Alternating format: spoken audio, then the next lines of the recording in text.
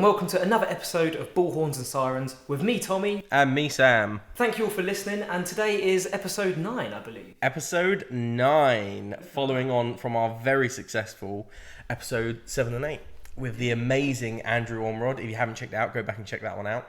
And Fiona. Dr. Fiona Moore, episode 8. Lovely podcast that was. Anyway, before we start with this one, we are delighted to introduce you all to our new co-host, Poppy. Hi. Welcome, Poppy. Thank you very much. I'm very excited to be here. Be with the boys. With the boys, lads, banter. Anyway, today, despite all of the laughs and jokes, we're here to talk about quite a serious subject, but we're gonna try and make it light-hearted, and we're gonna be talking about culture. Now, culture in healthcare is constantly scrutinised, but it's something that dictates the way that we feel about work and also how patients feel that they're being treated. And if we just start off with our thoughts on the culture in our workplace at the moment, what are your thoughts on culture in your workplace, Sam? I would say culture in my workplace is poor. I say people are doing a lot to try and sort of turn it around and encourage a positive culture. But I think a lot of people talk about how we can change culture, but nobody actually ever puts it into practice, which I think you see across the wider NHS and the wider healthcare settings. Poor in what way? It reflects in like morale. So you can see people are toxic to one another, and then that lowers morale. People have like negative views of an organisation as a whole, and that trickles down and trickles up. And then you get culture across different like skill sets and different professions and bits like that. And I think everyone doesn't take the time to appreciate one another, and instead everyone is there sort of picking each other apart rather than coming together collectively for a better outcome. Yeah, it feels like an episode of Cheaper by the Dozen when all the kids are sort of going havoc and the dad's going, come on guys, we all need to be a nice happy family. But it's true what you say though, because we talk about our own workplaces and I know we work for different trusts, but really it's the NHS, isn't it? And that the culture of the NHS is quite poor in the way that we think about our own work and how busy it is and things like that, and that affects culture. But it's going to be something that we're going to be talking about in the next 8 hours of this episode. No, I'm joking, it's not really. But we talk about culture. Shall we define culture? Because we talk about it a lot, but we could do a definition, I think. That would be quite nice. Now, something tells me Tommy has a textbook definition of culture coming up. I do. Are you ready? Right, both earphones in, please. So I've written the definition of culture as a reflection of values, ideas, customs, attitudes and beliefs of an organisation which include quality, safety and compassion in practice. That makes sense, doesn't it, Sam? I'm just rereading what you've written. No, it makes sense. I mean, maybe break it down a little bit. Yeah, I think we should break it down. Yeah. So I thought the first word that I use there is a reflection. So that reflection is subjective to the person or group of people that are thinking about culture, right? Mm-hmm. And so if you're, say, new to the job, or if you've got a really good crewmate, then you're going to think that the culture is better. Where if you're 20 years in or you don't like your crewmate, for example, you're going to struggle and you're going to have poor beliefs about culture within the workplace. Yeah, I think you sort of made me think then when you said you and your crewmate, and I think it depends on how involved you are as well. Because actually, if you just come to work and you work with that same crewmate, for us, in the ambulance service, or you work with that same team of nurses, doctors, and allied health professionals every day, you're maybe a little bit more sort of sheltered and isolated, and perhaps you don't focus on the wider culture of the healthcare profession, and instead actually you have a good time. You come in, you enjoy yourself, you do what you best you can for your service users, and then you go home and actually maybe you don't, because you're isolated to that little bubble that you're in. Yeah, and I think in the ambulance it's quite easy to do that, isn't it? I was giving room for you to speak. I was trying to think of something else at that point. You thinking about your crewmate? I was thinking about my crewmate, in all fairness, because granted I am quite new to the job, so I've been out on the road for just over a year. So in all honesty, I got paired with my crewmate very, very fast. So I actually didn't get a lot of experience of all the relief and all the working with a bunch of different people. I had that for a few months, if that, and then was with my crewmate who I'm really good friends with, and we just have a jolly little time working together. So I feel like it depends where you are and who you're working with generally. Because I sort of disagreed with you at the start, Sam. Sorry. I'm sorry. I'll get my coat. I'm sorry. When you said it was poor, because I was like, I don't see it as poor, but maybe that's just my naivety. Yeah, and maybe, I don't know, I think I have a lot of involvement in wider bits of my trust because of roles that I undertake, and I see across the organisation how different members of staff are affected by the cultures that we have. And then you can see that sort of reflecting across into different organisations, away from the ambulance service. So whether that be like hospitals, GP services, and other sort of, outreaches of healthcare. Yeah, it's funny to hear you guys talk actually like that, because you feel like the culture is good, Poppy, and Sam, you think the culture is poor. Now, if you go to work every day and spread good culture, then that will create good culture around you. That's what I aim to please. Yeah, that's it. Where Sam says, the poor culture, and if he spreads that around, that's going to create a poor culture. But now, that's not a bad thing. I'm not saying that's a bad thing. No, but I was going to say, and that's not what I do, because I'd say I do the opposite, because I'm aware of people's beliefs about culture and morale and the way things are. I do the opposite. I go in and I try and turn that upside down, and I try and upside that right way up. You know what I mean? Turn that frown upside down. I try and instill it a positive sort of attitude and beliefs behind it, because you can see light at the end of the tunnel sometimes, and you see what other people maybe don't see, and it just takes someone else to come in with their sort of beliefs and attitudes to turn that other person's views around. I think the narrative of pushing that. Obviously, the sort of healthcare system as a whole is not doing particularly well overall, and is kind of in crisis. So, granted, there's that, but pushing the idea that everyone who's working for the NHS is depressed or is struggling with the job because it's hard. Like, I always try when I'm out in the truck driving around, I'll like wave at people. I do silly dances all the time, constantly, driving to jobs. And I know that sometimes gets a bit of like a bad rep for looking not serious enough to be driving around on blue lights going to emergencies. But you've got to kind of push it that we don't do the job because we dislike it. No, not at all. We do it. I mean, yeah, we do it because we love it. We enjoy doing what we do. We love the job. We love helping people. I know it sounds very cliched, but it's the truth. It's the real reason most people do it. It's because we're kind-natured individuals. That's it, yeah. And so, yeah, I suppose the point that we're getting at is spreading the word, whether it's good or bad, is going to cause a change in the culture. So, carrying on with this lovely, amazing definition that I've written, shall we move on to values? So, every healthcare organisation has values, don't they? Things like compassion, respect and dignity, they come up quite a lot. What's the other one? Working together with for the patients and stuff like that. This is great, but does that actually transpond to how we work? No, and I think you've got to look down to the organisation, don't you? It's up to them to include their staff in building the values of the trust, because the staff are the ones that are expected to carry these values across. So in our trust, for example, at the moment, a positive spin on culture that they're doing is that they are involving staff from every level, operationally and non-operationally, to be involved in how we decide our new values and our new vision going forward. Yeah, because I think the values of my trust, they just get spoken about in presentations, and when the CEO does like a video talk on something. Well, this is it. They put them in a pretty little diagram and attach them to a PowerPoint, and that's it. Put them on a poster on your station, and everyone just sort of like thinks about it and goes, okay, but how is that coming across to patients? We don't do all of those things. And I can guarantee if you ask me, I don't know what the values are of my trust.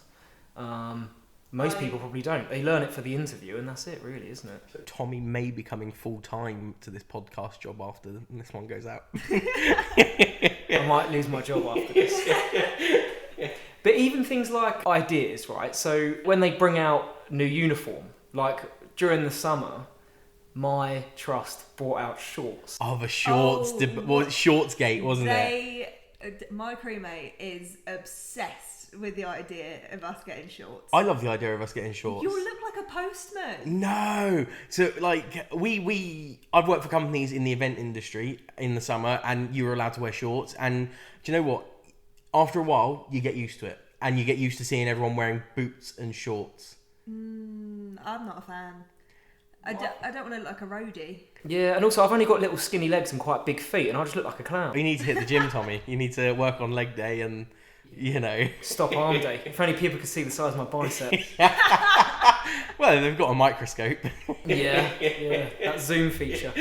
But even things like, what about when certain people get promotions? Well, no, but I mean, coming back to shorts gig, I Oh, think, sorry, No, go on, I was let's going to carry say, I think that's a really good example because you're right, that, and I think it was on social media as well. I think it was heavily slated on Twitter, now X as it's called, you know, where I think the one of the ambulance services elsewhere in the country, they not the one that you work for, Tommy, but they also went shorts crazy, and they said, oh, we're announcing shorts for our staff, and everyone was so quick to slate it down. And actually what this was it was the organisation listening to their staff and saying, well, actually people have asked for shorts, they've asked for comfort in the summer, we're going to give it to them. And then everyone was like, oh god, and it's instantly everyone just putting that negative pull on it.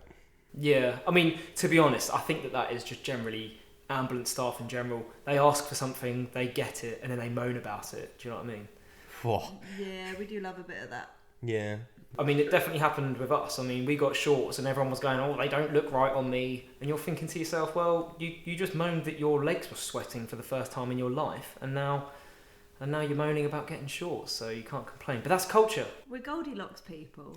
I'd be happy, I mean, this is Goldilocksing now, but I'd be happy with the trousers that the cycle responders get. They zip off into shorts. That's worse. Is that worse? That's worse. Oh no. Imagine turning up to a job and being like... Well, no, I'm not going to like mid-job start unzip. Excuse me, I know you're unwell. I just need to unzip my trousers because I'm a bit hot in your house here. Care home. Oh my god, walking into care homes that are boiling hot and just... Sorry guys, just got to unzip because it's really hot in here. You're below the knee. Unzip below the knee. You just crack a vent across the knee. Just get some fresh air. Oh, just a little vent. Just Yeah, just a little bit. I liked your saying crack a vent. Crack a vent across the knee. So how does, going back to certain members of staff getting promotions, that has an effect on culture? Because say if you got two people that apply for a manager role, one of them should really get it and the other one shouldn't really get it. What makes one of them should really get it? Why'd you say that? Maybe their attitude is in the wrong place. But the one that should really get it, their attitude's in the wrong place. The one that shouldn't get it. Oh, shouldn't get it. Okay, cool. Yeah. Do you want managers with their attitude in the wrong place? No, not at all. I'm just mean like, because he was like, one of them should get it and one of them really shouldn't. I'm like, well, why shouldn't one of them? Why should one of them? Like, what? Yeah, but that affect, and we've all seen that before, where there's a few people that go for a job and the person who should have got it, or the person that you look at and go, do you know what, they'd be a really good manager, doesn't get it, yet someone who, I don't know, brown noses management or has a bad attitude but can perform well in an interview gets it. And that's going to have a massive effect on culture because of the way that you're made to feel about your own progression in your career. Because if you try and have a good attitude but you're seeing people with bad attitudes get promoted, that's going to make you think to yourself, should I even bother? Yeah, do I need to try? Do I need to put in the effort? Because clearly this person hasn't and they've been promoted. And I feel like, oh my god, 3 episodes in a row, I'm going to chuck it out there. The Peter Principle. Yeah. I just feel we've had in the last 2 episodes, and then you've just basically mentioned it. You've a hidden, unconscious agenda to push the Peter Principle. Yeah, the Peter Principle. Look it up, people. It's being promoted to your level of incompetence. You are going to have to re-explain the Peter Principle to me. I'm very, very sorry. That's okay. You should have listened to the previous episodes. I'm so sorry. To be fair, you don't explain it in the previous. You just mentioned it. You don't ever explain okay, it. I'll explain it to everyone. So the Peter Principle is the idea that everyone gets promoted to their level of incompetence. For example, Sam's a really good paramedic. This is an example. This isn't a fact. Yeah. He's actually really shit, but anyway. It's a joke, Sam. It's a joke. It's not a joke. So Sam's a really good paramedic. Now, that doesn't mean he's going to be a really good manager. So because he's a really good paramedic, he will get promoted to be a manager, right? I'm with you. But if he's a rubbish manager, that's his level of incompetence. Right. Now, if he's a good manager, then he'll get promoted again to be, I don't know, a group manager. But just because he's a good manager, it doesn't mean that he's going to be a good group manager. Okay. And that goes up and up and up and up and up until you've basically got a CEO that doesn't have a clue what they're doing because they've been promoted to their level of incompetence. But then sometimes you're going to have senior managers that are really good. But generally, especially in the public sector, and it's open there on the news, I'm not making any statements that are crazy. There are a lot of senior managers in the public sector that don't really have a clue what they're doing because that's their level of incompetence. And then once they're there, they're then free to then move around because that's the job that they've now got. Do you know what I mean? You're not going to step down. Exactly. You're going to take a pay cut. Yeah, exactly. So that's the Peter principle in a nutshell. There's a bit more to it, but yeah. Another thing that changes culture or has a big influence on the way we reflect upon culture is customs. So what's normal at work? Now, if you've come from a shop, for example, and you work in a clothes store and you're so used to getting off when the shop shuts and then you suddenly, and you get a meal break and stuff like that, you then suddenly come to work for the ambulance service and everyone's going, oh, don't expect to be off on time, don't expect to get a meal break. That then is going to have an effect on the way that you reflect upon work, isn't it? Yeah, for sure. I feel like if you're coming into the service and you haven't done shifts before, it's going to really impact you at least for the first couple of months, because I've worked shifts now for probably coming on for 5 years, and have days off during the week and all that type of thing. But when I wasn't working shifts, the idea of a night shift is horrific. I mean, it's still horrific now. I still struggle with nights, but I hear you. Mm-hmm. But I think that if you struggle with the change and you can't adapt particularly well, that's gonna just influence your attitude on the job until you figure it out. Yeah. And find your footing. And then going back to what we were saying at the beginning, you then spread the word about being annoyed about shift work, and then that's gonna have an effect on the culture of the workplace. True. It's mad, isn't it? It's like one big circle. And then moving on to attitudes and beliefs. So I suppose that can be from a perspective of an organisation, but also as an individual, what our attitudes and beliefs are. And I suppose you can be a student and have a horrible mentor and then bring that into the way that you mentor people as well. I'd hope that would have the opposite effect. Like if you've been a student that's experienced a bad mentor, I feel you would never want to have anyone else experience your experiences. And so you probably flip that and try and be the best mentor you could be. I don't know, because you look at doctors and doctors get treated like poo on the bottom of the shoe, and then they become consultants or registrars and they do exactly the same to all the junior doctors. Joe, actually, that's a really good example. Yeah, no, fair play, you've got me there. That's But I didn't get you on. No, but well, yeah, you know, as in that's an adequate rebuttal. And I suppose there are going to be mentors out there that go, oh yeah, my mentor was really horrible to me. I'm not going to do that to my students. But I don't know. I don't know how many people are like that. But yeah, but that's going to change it. And then even as I joined the job as a emergency care assistant kind of role, and I was lucky with all of my crewmates. But I definitely had the odd one who just thought that I was an ambulance driver or that I didn't know anything. I mean, that had a massive effect on the way that I then went to work the next day. Oh yeah, I remember that. There's definitely people I've worked with when I was a junior clinician who definitely made me feel small and unwanted, and puts you off that. Oh, do you know what? I think I'm just going to call in sick because it's not worth it.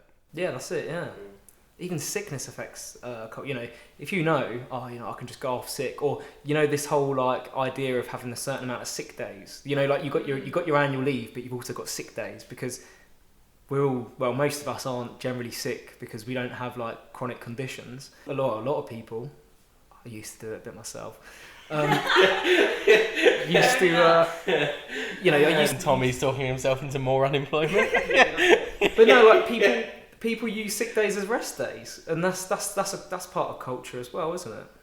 I think that's an issue with burnout though. is that I don't feel like that people would be using their sick days as essentially annual leave if the pressure wasn't on or you weren't working all these shifts constantly. Like, okay, granted, I don't call in sick, I just woke up late today. However, I've just been on a run of 4 shifts in a row, 1 day off, 4 shifts in a row, 2 days off, 3 shifts in a row. Or approximately that. I didn't write that rota. It was only... Don't come at me. It's about there. It's calculated out to, I think, about 3 days off in 2 weeks. And I genuinely think that the only reason that I slept in accidentally, missed all my alarms, all the phone calls that were for me. Is it because you didn't turn your alarms on? I turned them on.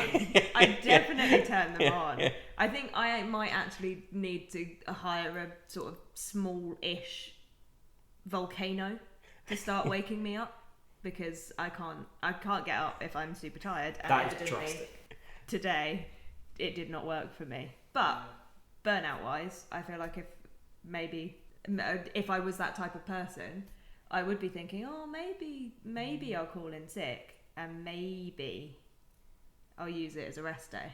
Yeah, and if you haven't already, you can head over onto Spotify and YouTube and listen to episode 5, which is where we talk about burnout. Yeah. Look at that. Poppy didn't even realise she was advertising that episode before she started talking. I knew. I was in there. She's done her research. She's like, what am I going to be joining exactly? So do we reckon culture stems from our management teams, or does it start from the bottom up? I reckon it starts both ways and meets in the middle. I think, we have a certain expectation operationally and at the non-operational sort of lower levels. And then management probably have their own expectations. And then somewhere it comes and gets squashed in the middle and then probably bounces back up at each other and back down at each other negatively, rather than, it should be, management should have some sort of positive trickle down and we should have some sort of positive trickle up. But I think it's just negative. I'm imagining one of those Really bad. Oceans in a box type of thing, where you send a wave out and it hits both ends of the box and then we'll come in and it will get bigger in the middle. That's what I'm imagining for culture. I like that. It's sort I can visualise that. Going out and back in and reflecting, getting bigger based off what's happening. Oh, interesting. Yeah, so each attitudes reflect each other's. That's a much better way of saying it. No, your way. I like your way. It's visual, but yeah. Yeah. Well, I think a bit different. So I think that culture does stem from upper management and trickles down. And the reason why it spreads around us is because that's the level that we're at the moment. And so when things get changed from upper management, that then comes out, or not even changed, the ongoing values and beliefs and attitudes that come from upper management is what causes certain cultures, good and bad, to spread from the bottom. So I think that actually culture starts from upper management and then trickles down, and then I can try and change culture from the bottom, but I think really it's got to come from higher management level. So your kind of view is like you have the professionalism culture at the top level coming down. So you've got your sort of like, these are our values, this is what we do, this is right to do at work and this is wrong to do at work. And the like vibes are at the bottom and we're just trying to bounce vibes up towards the top. Yeah, kind of. Yeah. Because if you think about it, say if we work together tomorrow, Poppy, right? And I started saying something to you like, oh, I'm sick of this job. I'm sick of the amount of calls that are waiting. I'm not in control of that, but that's the way that I'm made to feel about work. And to be honest, I don't even think management teams can control that either. But that is not my problem. That is an upper management problem. And so that part of my reflection upon my workplace has stemmed from way higher than me. It's got nothing to do with me. I mean, I'm not in control of the amount of 909 calls holding, where they are. That's just my opinion. I'm not saying that I'm right. I wouldn't say they are in control of the amount of 909 calls holding. That's a load of external factors. Oh no! I mean, they're more in control than what I am. Is that not then to say that the public is playing a massive impact on culture from the amount that they call the ambulance service?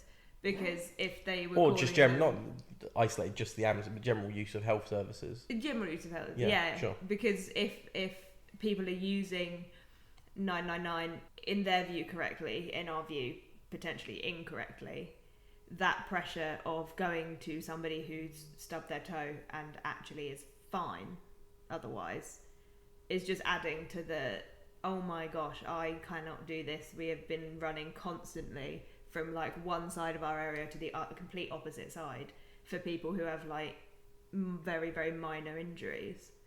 Just making the stress keep going. Yeah, exactly. My point is that it that stems from way higher than, or it can be controlled by rather than it stems from. Is in that is where the control of the situation comes from. Yeah. The ability to lessen the load on the people who are buzzing about in buses. Because they can make the decisions on how we respond to and deal with that situation. Yeah. Sure. How much do you think culture is perceived by an organisation or as an individual? You're asking the tough ones. Yeah, man. It's got to be like 70-30 to the organisation. Oh, okay. Oh. You come out of percentage. Yeah, no, we're not doing that. Like, I mean, that is a made up statistic. I'm just ballparking. Like, I don't know. Yeah, I'd say like, I'd say top. The bigger number is going to be organisationally, because you, like we've just talked about, you reflect your views from the organisation you work for, and so you might go into an organisation blank slate, no expectations, not knowing what's what. And then you pick up the culture from those you work with, and those you work with have picked up the culture from the organisation they work for. Yeah, no, that makes sense. Yeah. Because unless... And next question. Cracks knuckles. Yeah. Sorry, Tommy, go on. No, you're right. You're right, because unless you're in sort of like cloud cuckoo land, you're not going to be running around work being like, oh, everything's lovely, when actually it might not be. So yeah. I think I run around like that, but I think I'm also trying to delude myself. Having worked with Poppy, I can confirm she runs around like that. I just try to have a good time all the time. Did you know that Bullhorns and Sirens podcast is affiliate members of CPD Me, the most dynamic online personal CPD portfolio going? And we have secured a discount code for all of you listeners. If you just head to our website, www.pocketclinician.co.uk, and you can see on our homepage there'll be a link going to CPD Me. Follow that link and type in the discount code Bullhorns CPD, and you'll get 50% off your first year's subscription. Enjoy the rest of the episode. So I started the ambulance service at a time when it was just starting to get a bit too busy than we could handle. And so the culture was pretty bad when I first started. And because I was new as well, I don't think people appreciated my level of inexperience of the ambulance service. And that became quite difficult for everyone to sort of understand, with all of these new people coming in, because the call rate was going up and up and up. Is this when you say you were new, do you mean brand new as in the control room, because that's where you started, or do you mean when you started on the road? No, in control. Because there's talk, like you hear about culture in the control room, and apparently like we're known for having a very high turnover of specifically call handlers because of culture in the control room. In the year after I joined, there was 1 month where there was a 100% staff turnover. So the same amount of people they employed was the same amount of people that had left. Oh my So it's a whole new control room. From the call handling point of view. Yeah, from a numbers point of view. Not the actual people, but yeah. But close to it. Yeah. When you think about it. Well, yeah. It still has probably the highest turnover of staff in. Wow. Yeah, and like, and actually, this is quite a good point to talk about the relationship between a control room and road staff, because I was so surprised when I went out on the road to hear the things that crews say about controllers. Considering I had quite a good relationship with everyone. I mean, no one would slag me off to my face. But on the radio, everyone was quite jolly. And I thought that being on the road, everyone loved it. Do you know, and I think for a while there, we had really good... I think we had a really good relationship. Because I think for a while we had us versus them. And then actually we got really good at smashing that culture out of the way and saying, well, no, we're all in this together. We're all trying to achieve the same outcome for our service users. And then recently, I mean, I don't know, 6-12 months, we've started to slip back into an us versus them culture. But I think that stems from how busy we are. And obviously, in control, you've got key performance indicators to meet. You've got these KPIs, whereas out on the road, although we may have them, we're not reminded of them. We're not challenged regularly about them. We're not held to performance like you are in a control room. And so I think, we don't see that side of it. And then I feel what happens again is it's from that management point sliding downhill. The managers are being told by their managers, who then have to tell the staff right at the bottom there, your call handlers and your dispatchers, that get your numbers sorted, get your KPIs sorted. And then that would then reflect on how the road staff probably feel, because they're probably like, God, this dispatcher's really pushing us today. Like, can we just have a minute? We just try to do what's best for our patient. And, they're like, oh, God, are you done yet? Are you done yet? It's like, well, no, I'm not done. I'll be done when I'm done. And then, although they don't mean that, I imagine, in any way, shape or form, in a horrible way, obviously the crew would then might perceive it like, God, this dispatcher really doesn't like us today. They're really on us. But it's just because the dispatcher's got someone on their back. Yeah, I mean, I had, when I was in control, there was like a massive sort of 50-odd inch TV screen that was sat next to us with all of our KPIs on it. And so you could literally see hour by hour what your percentage of Cat 1s you were getting within 7 minutes for your specific area that you're dispatching on. And sometimes there'd be a crew that would call up, they've had a bit of a rough time or whatever, and I'd say, go on, go back to base. And then the manager would come up to me and tap me on the shoulder and go, why are you sending that crew back to their station for their meal break? Their closest is this station. And I say, look, they've had a really rough time. Their lunch is back at the station. I'm just doing something to help them out because that helps culture. And he went, nope, you're not doing that. And I had to ring up this crew. I mean, this happened so many times. But you have to ring them up and then go, oh, sorry, I've just had a manager say that you've got to go to your closest station. And that affects culture. Do you think that manager wanted to do that? Or do you think, again, that manager was pressured by their higher-ups that makes them sort of go... Or do you think at that point in their role, in their management position, they've lost sight of the crew? I don't know, to be honest. I think there was definitely situations where that manager just wanted to be a bully, and there were some situations where that manager said, I need to do the best thing for the service and for the patients, and I'm being pressured from my manager to get better targets. Another perfect example is there was an ambulance crew who had literally halfway into their shift had done something like 250 miles or something like that. Oh my gosh. It was about 2:00 in the morning, and they rung me up and they said, look, we are struggling. None of us can drive. We're on the motorway. We're about 2 miles away from a service station. Would you be happy if we just pulled in and just had a 20-minute nap? And then we'll be good to go on the road again. And I was like, fair enough. You've done like 200 odd miles. Yeah. And I knew they'd done that. They'd been literally up and down the motorway all night long. He knew, because he'd been the one going, stand down, stand down, stand down. Yeah, that's probably what it was like, yeah. And so I just said, yeah, sure. What I'll do, I'll give you a shout in 20 minutes time once you get to the service station. And then either wake you up or just ping you a job down, and then I'll let you know. About 5 minutes in, I booked them out of service. About 5 minutes in, this manager shouts over at me going, Tommy, what the hell are you doing? We're holding calls and you've got a crew out of service for welfare, but they're not driving anywhere. What's going on? And I explained the situation, and he said, I don't care. They either go back on the road or they go sick. Like, I'm not having any of this, I need a little nap. And I said... But you see, that's worse. That's worse for the service, because now what you've done is you're basically saying, send the crew home. And actually, if you'd let them rest for 20 minutes, you've then got that crew back for the rest of your night. And that's another 2, 3, 4 service users they can go and deal with, depending on what each job is or whatever. And they'd be much happier to go out to them. Yeah, of course they will, because they're going to feel rested and be like...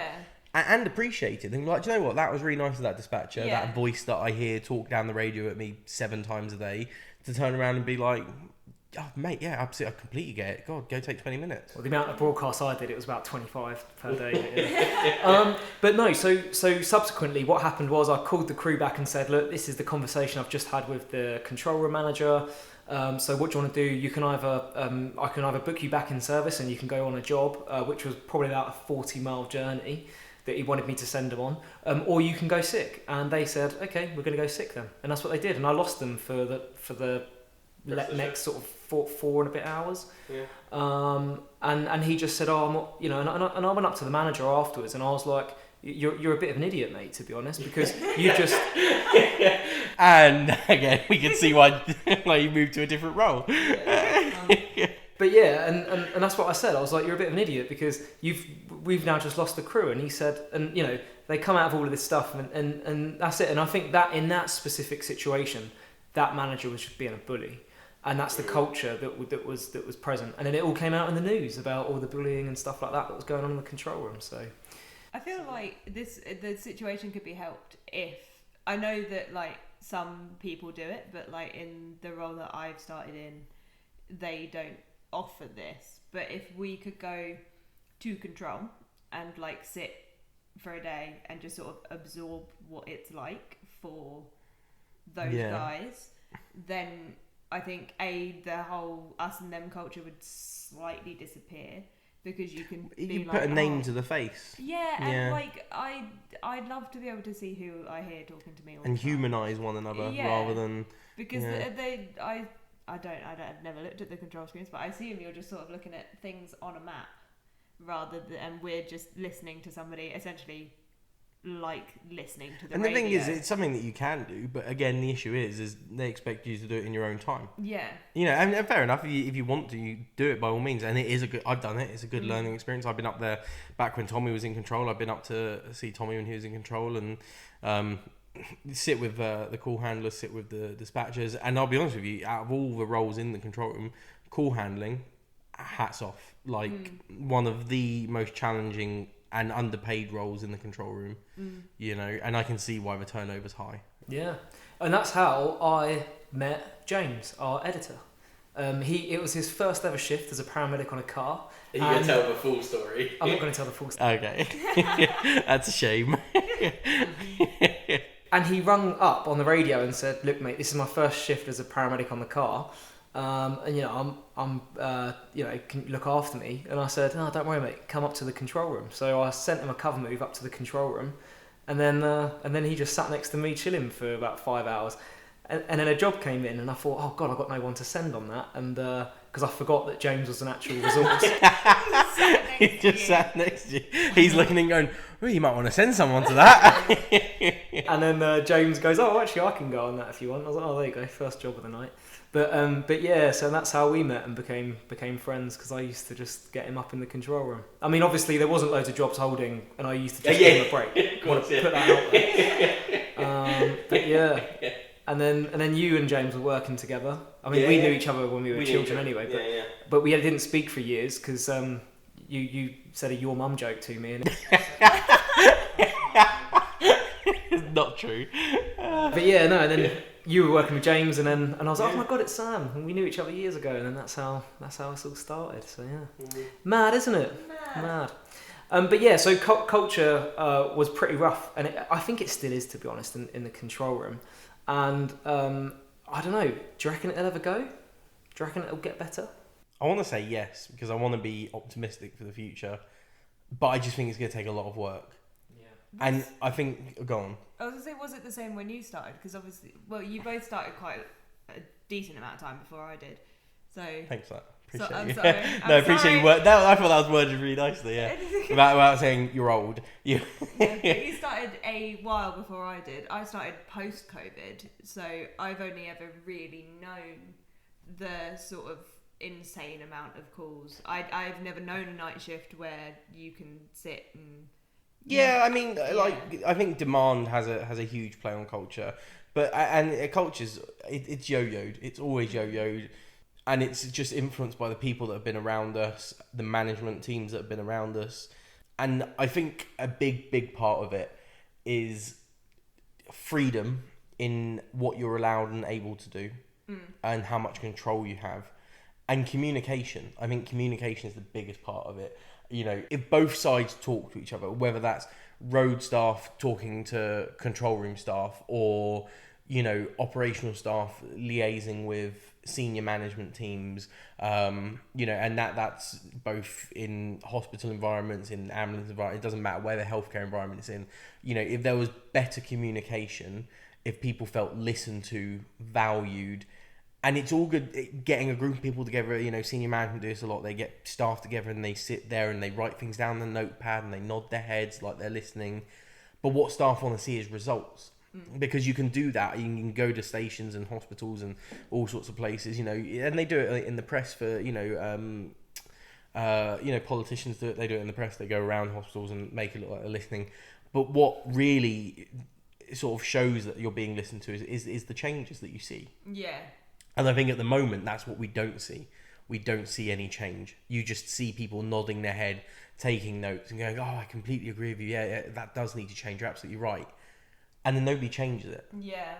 That's why no one does the NHS staff survey these days, isn't it? It's true. Yeah, absolutely. Yeah, this is it. You know, the results get analysed and they get put into graphs for the boards to review and stuff. And they say, here's some shorts. So sure. But that's not the changes that people want to see. I think as well with the values, that it's a really useful tool to promote to the public what they should expect from the clinicians that turn up to them. And it's a good tool for us as staff to have an expectation of where we should be standards wise as well. You know, I think it works both ways. Yeah, I sort of agree with what Tommy said earlier, really, was about it seemingly not being pushed through the staff in ways of like being like, you need to do a little bit more like this to show this value slightly better, rather than it just sort of going through PowerPoints for people coming and training on the job, because that was my sort of experience. However, I think if that changed a little bit and they pushed the culture of it a little bit further, then positive reinforcement into that would change slowly but surely. Yeah, that's it. Do you feel like it affects the way you work, even from day to day? If you hear about a change that they're making that you don't agree with, does that affect the way that you talk to patients and your colleagues? Not patients. I never let it affect that side of it. So you've never been in a bad mood, or? Oh yeah, of course I have. Yeah, but you leave that at the door. I can maintain professionalism to that extent, so I'll leave that at the door. I'll leave it in the truck. You know, is that right? As far as my experience. Yeah, honestly. I've only worked with you for 2 shifts, so it may all change. Maybe the third one's the turning point. No, we've done 3. Oh shit. Yeah. Awkward. Sorry, first one was really memorable. Yeah, no, I think it can definitely play on the back of your mind, you know, and you could think about it during a job, but I wouldn't ever let it impact the level of care you're giving someone. I don't mean if I'm in a bad mood, it means that I'm going to start making really rash decisions about, I don't know, leaving people at home because I can't be bothered to extricate them. Sure. But going back to what Fiona said on our previous episode about the different levels of service you can give, a platinum service or a gold service. For now, you know, I like to think as myself as maybe someone giving most people a silver service, sometimes a gold service. But if I am in a bad mood, or if I've come into work and realised something's changed that I don't really agree with or something like that, I'll probably... So you're going to be like, I'm reluctant to go the extra mile, is what you mean? Yeah, 100%. And that also, it does affect patients, because I then go, do you know what, I'm not going to clear up now, I'm going to vape on my vape for a few more minutes or something like that. Yeah, I mean, I don't vape. So. I wouldn't know. I don't have that issue. Sam's going to say, I'm going to spend a few more minutes on TikTok whilst I'm on the toilet at work. Stop calling me out, man. No, not at all. I'm very vocal, believe it or not. I would never have guessed. No, you'd never have guessed, would you? Never have known. And I would take it to where it needs to be taken to. So if a change has happened that I think has, from feedback that you hear from colleagues and stuff, has negatively impacted the organisation, I will feed that back to the relevant people. And for me, I've always seen it as I appreciate you have chain of command, hierarchy, and all that sort of stuff. You know, you're supposed to go through a team leader who will then go through a manager, who then go for another manager, to get to the top. I have no issues with going straight to that person at the top. And I do that because, and I do it in a respectful manner, but at the end of the day, they're the one that you want to talk to. They're the one that have instilled this change. They're the one that you want them to listen to you and realise the impact of their decision. Because I think a lot of the time, sometimes they make decisions without consulting those who it's affecting. Yeah. And they might see it as a decision that's in the best interest of the organisation, the service user, you know, but actually the real people it affects is their workforce. And if their workforce aren't happy about implementing that change, that's where your problem is. And it probably won't get implemented particularly well. They'll drag their feet with it, or absolutely. Yeah. But it also goes back to, you know how we were saying that there's like a you and us situation between the road and control room staff. Yeah. I think that because, and I think the biggest reason is that because we don't understand each other's job roles. It's the same with us and upper management. And going back to Fiona's podcast episode, and even Andrew's to an extent, they talk about how their decisions are made in the best interest of thousands of people, not one person. Which is what we think about. Yeah, we think about the one, not the many. That's it. And I remember us saying to Fiona, you know, that one, it was really busy. There was hundreds of calls outstanding, and then loads of people were coming back calling 999 saying, oh look, they've gone into cardiac arrest, and it was awful. They started telling us, a message got sent down to our MDT saying, look, drive on blue lights to every time that you convey a patient to hospital, whether you're going to pre-alert them or not, drive on blue lights just to speed up the time. And everyone was like, this is ridiculous, it's putting my patient and me at risk and stuff like that. But what we didn't realise in the ambulance is that there are hundreds of people out there waiting for ambulances that we can't get to, and it's people like Fiona or the medical director or whoever that's making that decision. And the thing is, I think I remember speaking to a senior manager from our trust a while ago, and we are really quick to judge and throw blame or throw hate towards them for the decisions they make. But I remember talking to one who told us that for him, it's just as difficult a decision still. And so he talked about a situation where, you know, he was the commander, for lack of a better term, for the whole of a trust for one evening during a very, very busy period. And, you know, he had to make that decision of who gets an ambulance out of two very poorly patients, you know. And actually, as a senior manager, you just think they're robots and they sit there and they just go, click a button, that's it. But they're making a humanistic decision there, and they're putting thought and emotion, you know, I imagine to an extent behind it. You know, and he sort of showed his human side and said, you know, after that decision and having to make tough things like that regularly, you know, it wears down on them as senior managers. And he openly admitted, you know, that he'd gone away and cried after that and sort of needed a moment himself to, you know. So I think that's the issue, isn't it? Is as road staff, we see them as not people anymore, just as decision makers. But they're making tough decisions that, you know, affect them mentally as well. Yeah, and that affects the culture of their department and stuff. And, exactly. And, you know, and that then gets trickled downwards to us. What your trust doing anything to improve culture? Yes, they are. They are. Oh, good. That is no good for our listeners. Yeah, going, yes, they are. Yeah, they are. Oh, sweet. Yeah. Next question. Moving on. Yeah, absolutely. I mean, we've got things like well-being teams and bits like that you can refer to or be referred to that provide all sorts of services, you know, whether that be like talking therapies, physiotherapies and such a thing. Our organisation's doing a lot at the moment to impact culture, and they are working really hard, and I think, you know, the issue is it's just waiting to see what they're doing come into practice. And you just got to be patient and put trust in the process and hope that it will work. Progress takes time. Yeah, but also it's having a positive attitude about it in the meantime. Yeah. And relaying that positive attitude to the rest of your colleagues? One thing my trust does is they have a live video every week, and they're up in the headquarters, and they've got the senior membership team, senior management team, on a live call, and then any staff member in the whole of the ambulance service can go on, and it's all open to a group, so you just join it, and then you can ask them questions, and then they'll answer your questions. Oh, it sounds like a Comic Con, when people queue up to ask the guest speaker, like I want a picture taken with the COO. Yeah, it's pretty good. But then sometimes. My jersey. But then sometimes it doesn't help. What was your favourite scene? Sorry, Tommy. Apologies. Was that? Yeah, do you see positive were they change from that? helping? Yeah. No. Oh. Okay, maybe we'll scratch that.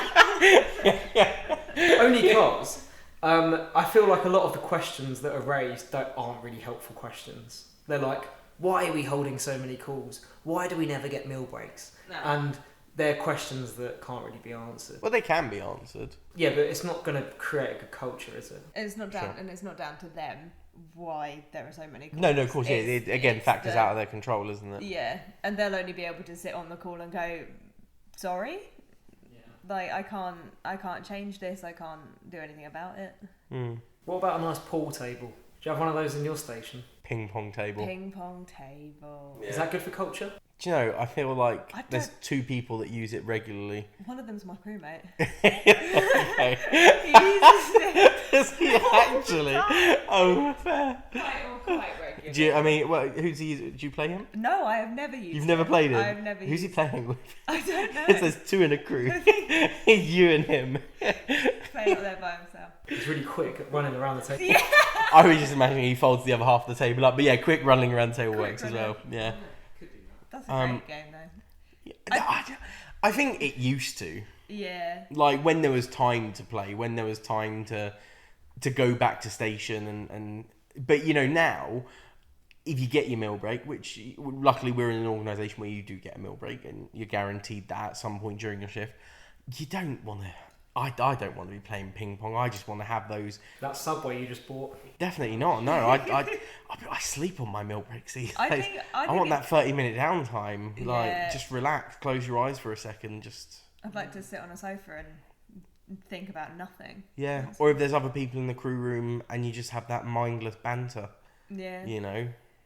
That's all my conversations are mindless banter. Fair. Especially with Sam. Fair. Yeah. It's mad because in my trust, it's not often that we get meal breaks. You can request one, but sometimes you're made to feel a bit bad if they're busy. You look down upon if you request a meal break. Like, I would actually like to eat some food. So there was, and this is genuine, being honestly serious. There was one time where we did a really difficult job, and it was hot, and we called up. It was in the middle of the day. It's not like we were 2 hours into our shift, and we said, "Oh, can we have a break, please?" And they said, "Oh, are you joking? I've literally got 40 Cat 2s across the dispatch group holding. Wow. Is there any way that you could just sort of just carry on, or just spend a little bit longer at the hospital and have a break, like have a toilet break or something?" And I just said, "No, there isn't. I'm hot and I'm tired, and I just want to go off the road for half an hour." But yeah, you're made to feel bad sometimes. I'm not saying it's always like that, but that's just one example. But a lot of people do say that they're made to feel bad when they request a break, so no one really does. I think the issue with our ping pong table is also how far away it is from the crew room. That's just lazy, though, isn't it? It's up 2 flights of stairs. Blimey. I know we have an upstairs. Can you believe it? But there's no way I'm walking upstairs on my break. So what you'd like is a lift. No, I'd like the pool table to be downstairs. Be brought downstairs. Escalators will improve culture. Escalators would improve. Or moving the ping pong table closer. So, whose responsibility is it to improve culture? I think it's everyone's, really. It's difficult for one group of people or one department to improve culture by themselves, but I think if everyone does their bit, So, for example, operational staff and control room staff, if they spread good culture and positivity, that's a good place to start. But then also, nothing will change unless things come from upper management.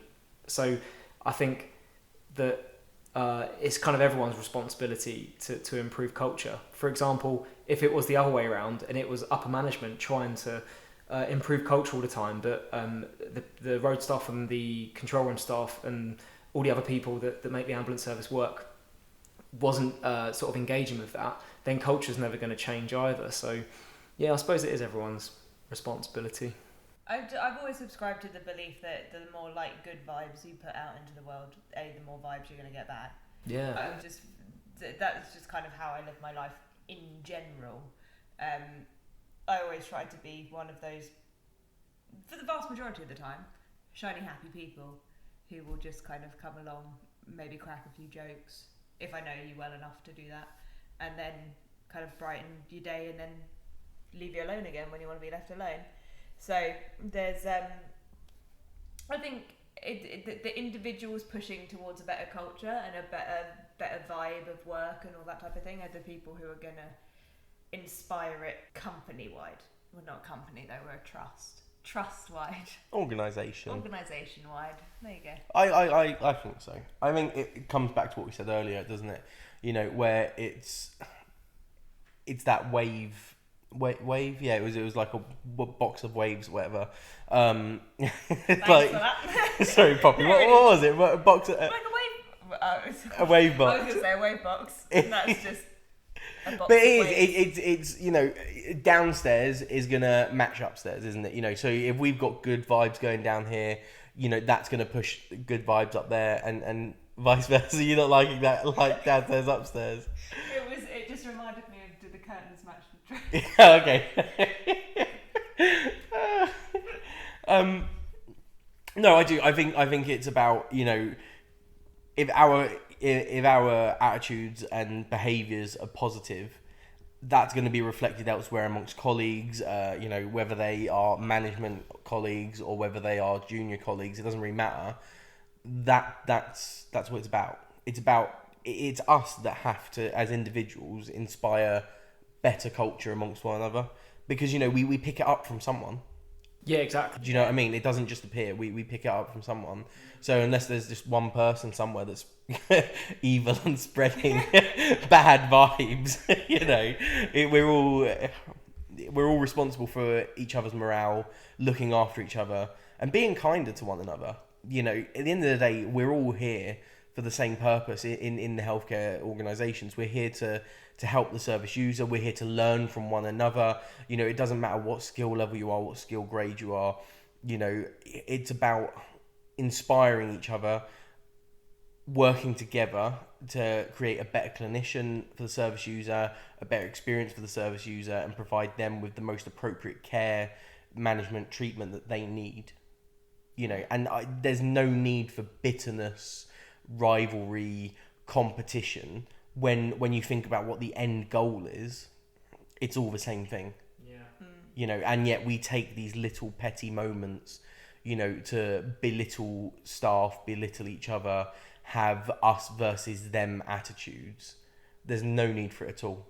There isn't. You know, we're all probably struggling in our own way at the same time, and especially given the pressures at the moment and how bad everyone says. Everyone loves to use the term, oh, the NHS is terrible, it's bad, and it's fair, but it's not. You know, the people are holding it together, and I think they're doing a really good job of it. And I think, you know, the more we turn up with a smile and the more we are nicer to one another, the better we'll hold together as an organisation. I feel like you should be the leader of a protest, like save the NHS. No, far from it. That's not. Have you No. ever thought about becoming a motivational speaker? No. I feel motivated. Do you? Oh, bless you. Well, there you go. There's something, isn't there? Nothing can motivate me to work harder. That's going to be the tagline of the podcast. How to improve culture. Nothing motivates me to work harder.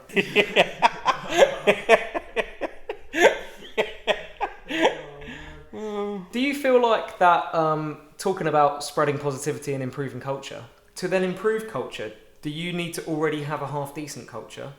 Or can it be really bad and expect it to get better when it's really bad?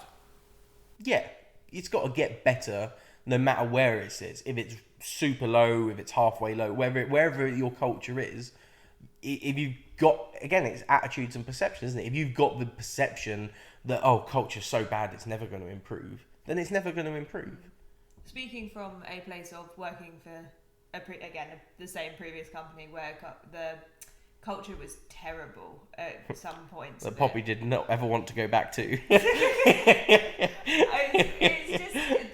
It was going through a lot of changes, and the morale for the whole company was really, really low.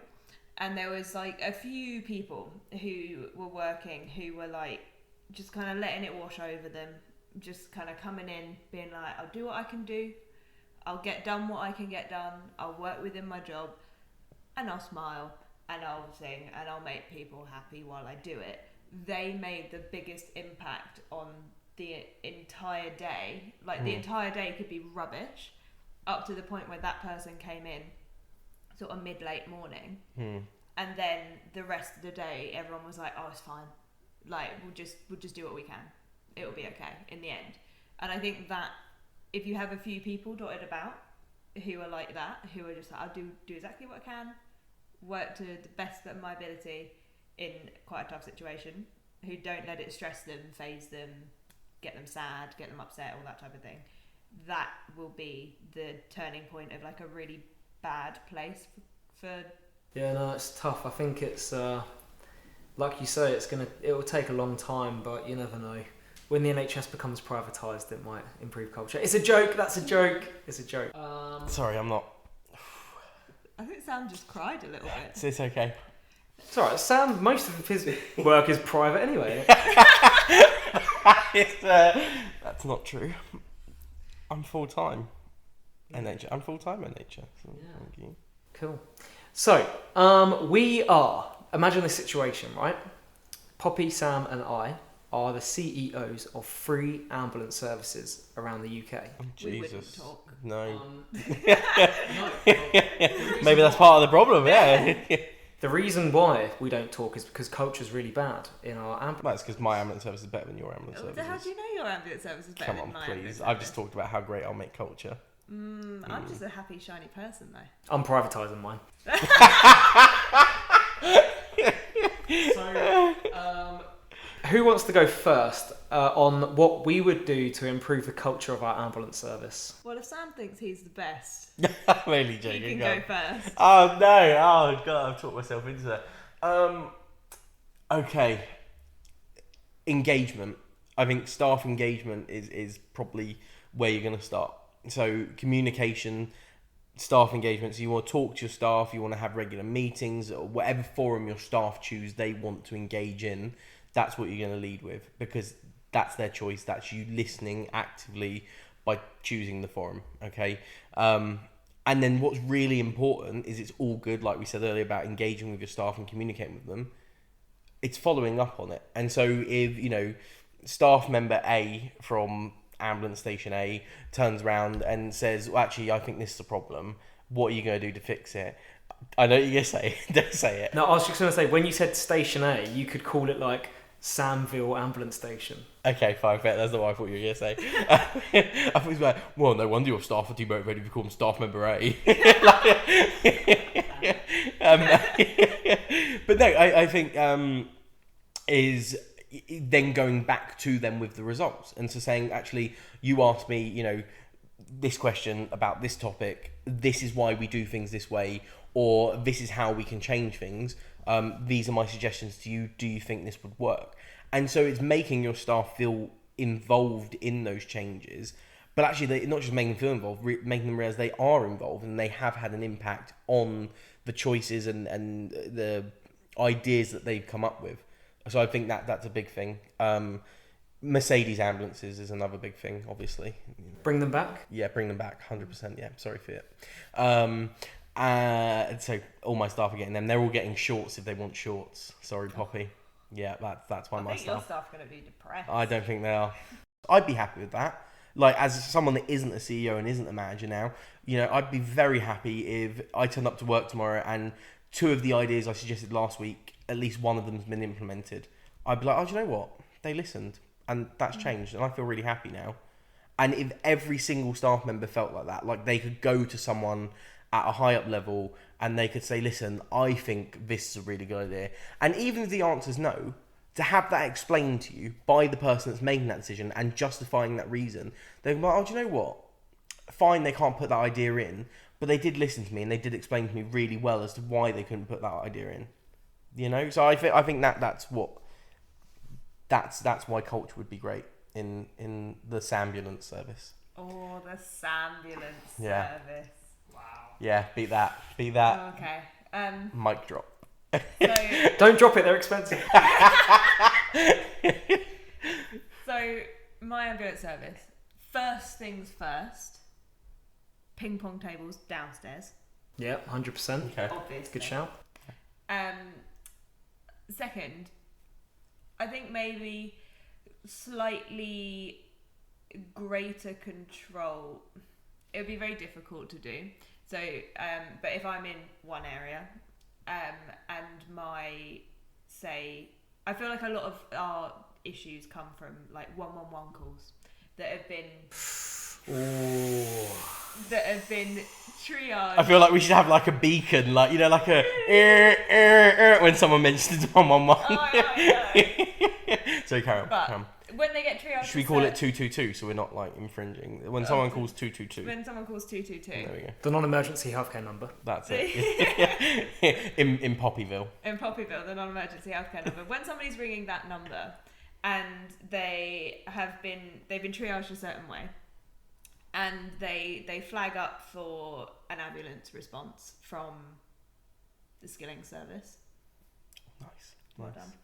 From the what? Skilling service. I didn't understand that. That is It's my a surname. surname. Oh, is it? Yeah. Oh my god. What skill?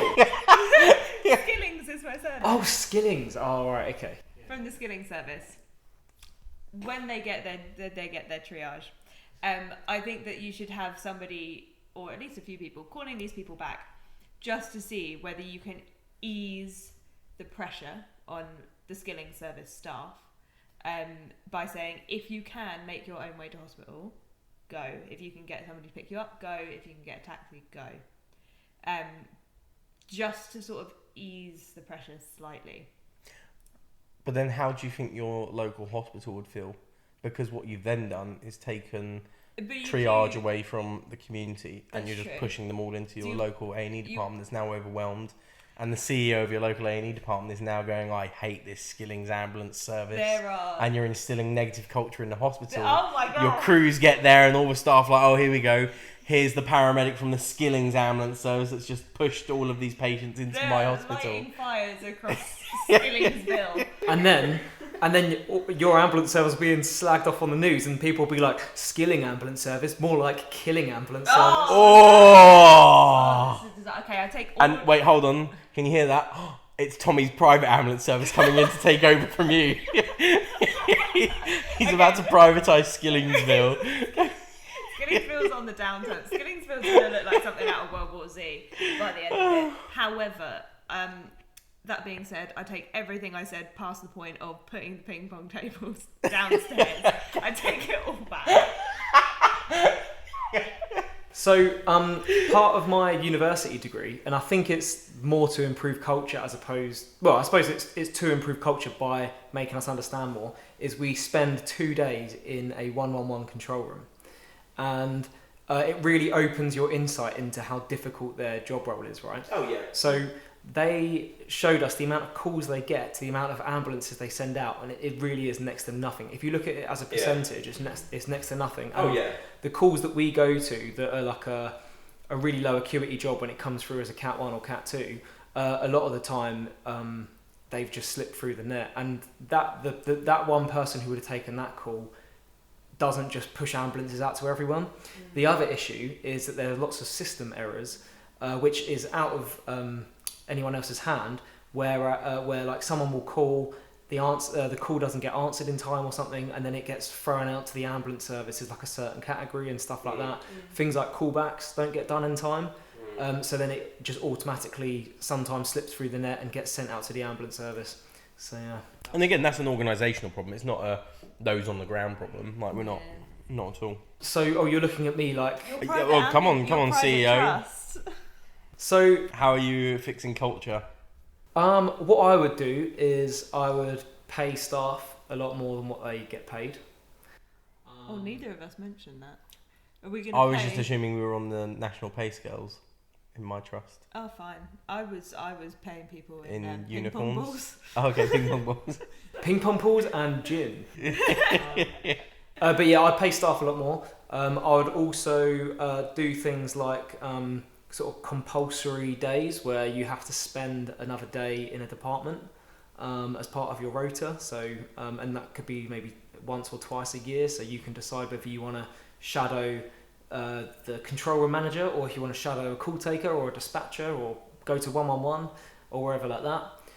I'd probably I'd probably invest a lot of money into like a start, like an excellence. I don't know what you'd call it, but so say for example, if I saw Sam do something really good, I could then refer him to this thing, and then that goes on to his record or something, and then at the end.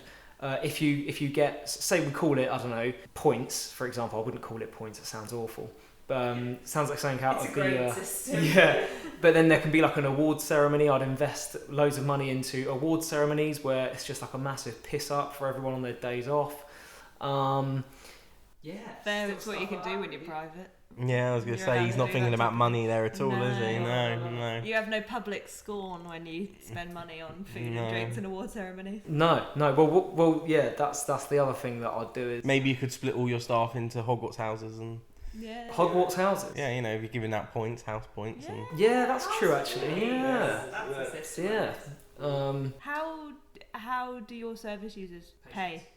Pay? or do they take card on arrival? Or? So I'd probably do something like a like a £5, £10 payment, and then you get fined for wasting the ambulance service's time. Yeah. I think you've hit middle of the road there. I don't know. I think he's touched the privatisation well. Yeah, look at that. And I've never even worked for a private company. Fair. There we go. 3 people that should never be CEOs is what we've learned. Very, very much so. That's like another episode, isn't it? Like, what would we do as CEOs? And then like the actual CEOs of ambulance services listen in and go, oh my God, don't ever... I mean, we could each get a CEO to sit beside us and be like... And mine would just be like squeezing my knee very hard under the table, like, please don't say this. I hope everyone who's listening can take light of that situation. I don't want anyone taking things... Oh, that's not serious. Please But don't take no, my ping pong comment seriously. Completely fictional. But yeah, I think that pretty much brings us to an end of this lovely episode talking about culture. Thanks everyone for listening. Sam, is there anything you want to add? Yeah, the way you did that, then like, you would add. Thank you. Please, if you don't already, give us a follow over on Instagram at Pocket Clinician and at Bullhorns and Sirens are our 2 pages. That's it, really. Yeah. Tommy probably wants to plug some sort of book or something, I imagine. No, I was actually going to say thanks to Poppy for... Thank you and welcome. Oh, lordy. Are you sure you want me back? No, we're good, thanks. We'll see what the ratings do. Yeah, fair. I imagine they'll do much better. Eventually what will happen is Tommy will leave, I'll leave, and then it will just become Poppy. Talking to myself in a dark room. That'd be lovely. I think that's what the ratings will reflect. But yeah, obviously it's run by the Pocket Clinician team, and we've recently released a ECG book called Beating the Basics. Pardon the pun. You got that? Yeah. But yeah, so it pretty much goes through all of the basic ECG blocks and ischemic changes. We talk about the characteristics of each of those. We also talk about the clinical features that the patient will be showing, so that's signs and symptoms. And we also even talk about how to manage those patients in those... Stop it, you're spoiling us. You don't talk about that, do you? I do. So it's a brilliant book. It's at a really competitive price. And head over to www.pocketclinician.co.uk to get yourself one. We've also got a documentation history taking book. It goes through documentation, history taking... And patient assessment. Patient assessment. So you can buy both of them together as a bundle and save yourself some money, or buy them individually.